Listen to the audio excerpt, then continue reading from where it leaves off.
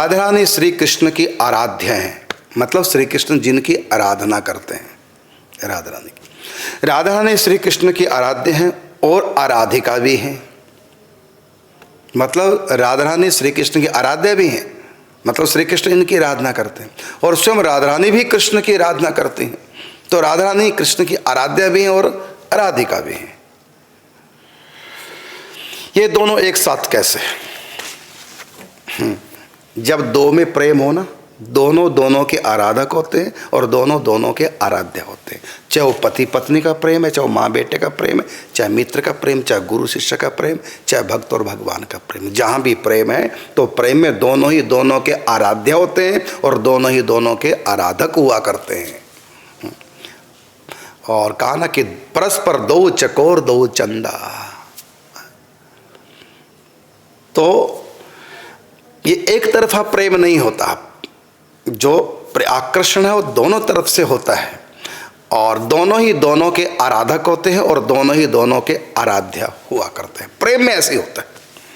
अगर एक तरफा प्रेम है फिर नहीं होगा, फिर तो एक आराधक बना रहता है और दूसरा आराध्य बन के रहता है।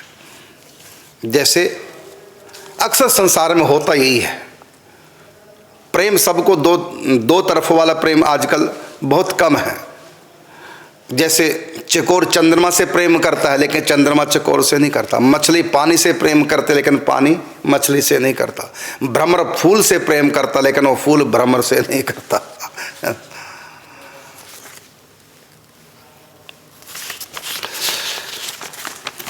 तो इसलिए प्रेम में होता ही है। राधा रानी परस्पर दो चकोर दो चंदा, दोनों ही चकोर हैं राधा कृष्ण, परस्पर दोनों ही चंद्रमा है, दोनों ही मछली हैं, दोनों ही जल है, दोनों ही भ्रमर हैं, दोनों ही पुष्प हैं। प्रेम में होता ही है, क्योंकि प्रेम दोनों तरफ से बराबर है, इसलिए दोनों दोनों के आराधक हैं, दोनों दोनों के आराध्य हैं। अब आपने प्रश्न किया, इसका मतलब आप प्रेम तत्व के बारे में बिल्कुल नहीं जानते, और मुझको तो लगता है आपने कभी किसी से प्रेम भी नहीं किया होगा आज तक। अगर किया होगा तो आपको तो अनुभव होना चाहिए। आप जिससे प्रेम करते हैं उसकी सेवा करते हैं, और जो आपसे प्रेम करता हो आपके लिए कुछ करता है, आप उसके लिए कर रहे हैं, वो आपके लिए कर रहे हैं, तो दोनों ही तो पुजारी हो गए, दोनों ही आराधक हो गए, दोनों ही आराध्य हो गए। तो प्रेम में तो यही होता है। अगर प्रेम नहीं तो फिर ये नहीं होगा। आपने पता नहीं कैसे दिमाग ही नहीं लगाया। दिमाग तो खैर लगता नहीं, लेकिन आप बेसमझ है प्रेम के मामले में। इसका अर्थ ये हुआ, यहां तक कि भक्त और भगवान, मत सोचो कि भक्त आराधक और भगवान आराध्य नहीं। भक्त आराधक है और आराध्य भी है। भक्त भगवान की सेवा करते हैं और भगवान भक्तों की सेवा करते हैं। भगतन ने मोकू नाना भांत नचायो, लोक लाज तज इन्हीं काज मैंने वैकुंठ बिसरायो। भक्त भगवान की सेवा करता है और भगवान भगत की सेवा करता है। दोनों एक दूसरे के सेवक हैं और दोनों एक दूसरे के स्वामी हैं। शंकर जी और राम जी को देखो, राम जी शंकर जी की स्थापना करके रामेश्वरम में उनका पूजन करते हैं।